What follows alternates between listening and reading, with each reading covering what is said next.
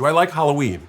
No, in a word. I don't like dressing up. It's too much effort. I like giving out candy on Halloween. I like participating in Halloween. In fact, in our neighborhood in Los Angeles, we have a really cute thing where they shut down all the streets and everybody comes and all the kids walk around and the dogs get put in costume and it's very, very sweet. Oh, I've definitely dressed my dog up. He looks really cute as a lion. He has this little thing that he wears around his neck and a little thing on the end of his tail.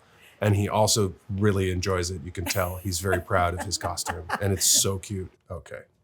This is what we're talking about right here. Oh. Come on. The little ears. Does he have other costumes? No, just that one. Do you have one of the two of you as lions? No, I wasn't a lion. I was just are you kidding me? Anywho's.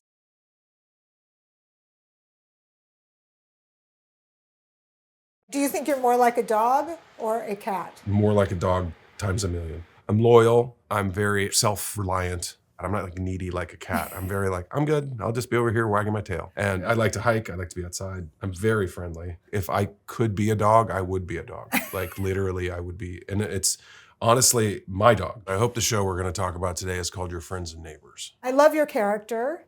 He's very charming.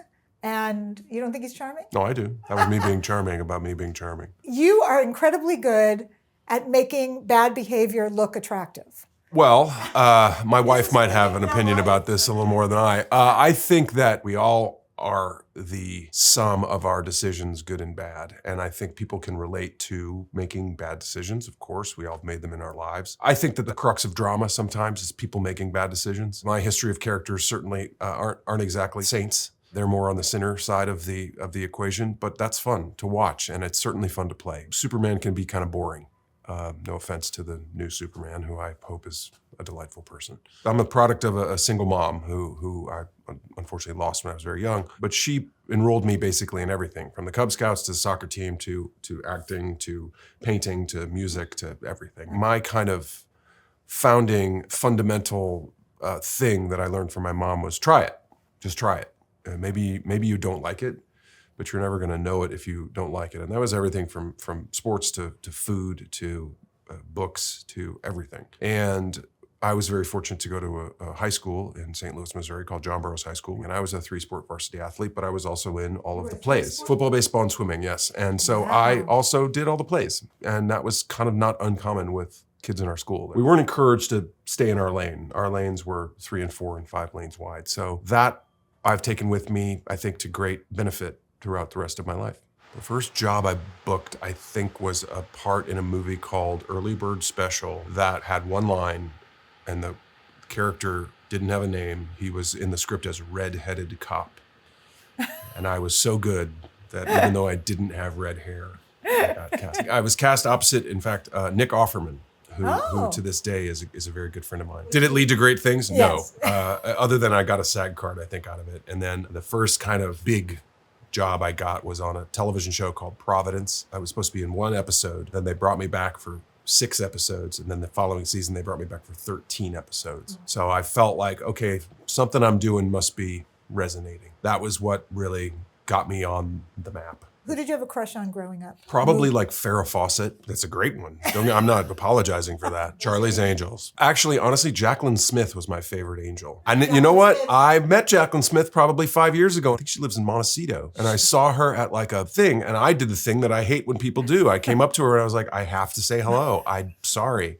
And she couldn't have been more pleasant, and she couldn't have been more gorgeous. Do you have a favorite reality show? Yes, I do. And right now it's sort of Southern Charm. Here's what I think, if I'm really giving an honest appraisal. I think mostly because it's about the guys. Most reality shows are about the women, the housewives or the this ones or the that ones. And this one is about these 3 dumbass, glorious dummies.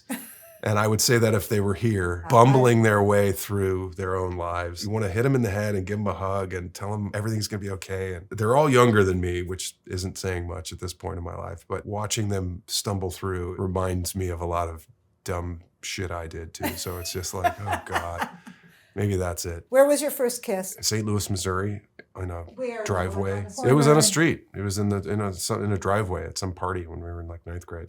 And did you make the first move, or did she kiss you? Can't remember. I think it was probably mutual. We were just a couple of dumb tweens. Tweens? teens. I don't And know. did it continue, this relationship? No, sadly, one and done. Oh my God, that's so sad. No, is it? What's your pet peeve? Oh, I have many. I think if I were to distill it into a kind of an idea, I don't like people being inconsiderate of other people, whether that's driving or walking on the street, or what's the line from Fran Lebowitz, pretend it's a city. Let's not be in our own bubbles where people talking on the phone, you're like, what's wrong with you? Who raised you? Pretend we're all getting along, and it would be a lot better. I spend most of my days annoyed at people for breaking that rule. Did A you pretty ever good lie tennis about player, being pretty able good to do golfer. something to get a part? Yeah, I remember I said I could play hockey, and I went to audition for the movie Miracle because I really liked the story, and I really wanted to be in it. And I really do love hockey, but I'm not a very good hockey player. In fact, I'm a bad hockey player. I can kind of skate, but no, they wanted people who could really skate, and I can't do that. And it was one of the more embarrassing things because it's not like playing basketball or running and jumping as most people can do. Ice skating is not something that most people can do. And if you're bad at it, it's readily apparent. I'm a Pisces. I have no idea what Pisces are like. It's two fish going this way. That's all I know. Here's the thing. I've had women try to guess my sign, but every time anyone has ever tried to guess my sign, it's the last one they guess. Women on more than one occasion come up to me and go, I can guess your sign. You're clearly a fill in the blank. And I go, no. And they go through the whole thing. And I named them all. I said, no, you didn't. And they said, well, you're not a Pisces. They might have been after something else, John.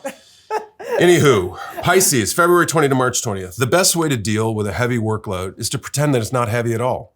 I agree with that.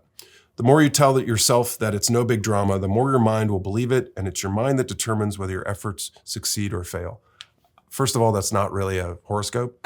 That's just a statement, but I do agree with it. That's how I work. I tell myself, okay, I got to get through this. In fact, a couple weeks ago, I hosted Saturday Night Live while it was my wife's birthday, while I was moving into my new apartment, while I was about to start doing press for the new show, and while I was busy. And I just said, okay, well, we just got to do it. And that's what we did, and it turned out okay.